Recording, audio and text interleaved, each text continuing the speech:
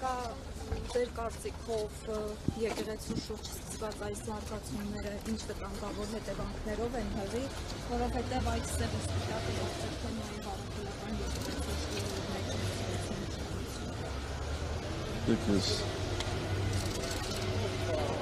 ռեժիմի ներկայացուցիչները չունեն ոչ սրբություն, ոչ բարոյականություն և ոչ էլ արժանապատվություն։ Եկեղեցու դեմ կարող է աշխատել մարդ, ով ունի հոգեկան խնդիրներ կամ լծված է ամբողջովին չարությամբ, կամ էլ կատարում է թշնամու հանձնարարությունները։ Ինչ վերաբերում է Վեհապար Հայրապետին, ապա ես վստահ եմ, որ նա հաստատակամ է և ցանկացած պարագաներում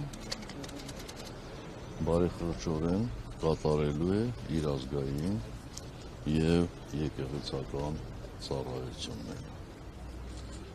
Բայց բոլորիս էլ հայտնի է, որ եկեղեցու դեմ հալածանքները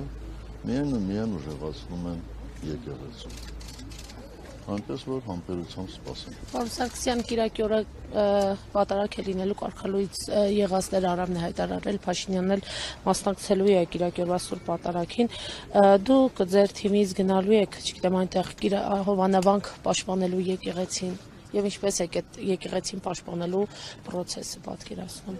Մենք մի քանի անգամ հայտարարել ենք, որ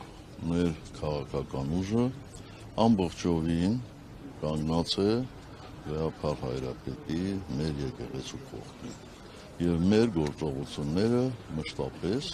պայմանավորված են լինելու Վեհապար Հայրապետի հորդորով։ Հենց Վեհապար Հայրապետը կես բառ ասի ցանկացած եկեղեցում, Հայաստանի ցանկացած կետում մենք պատրաստ ենք այնտեղ կանգնելու։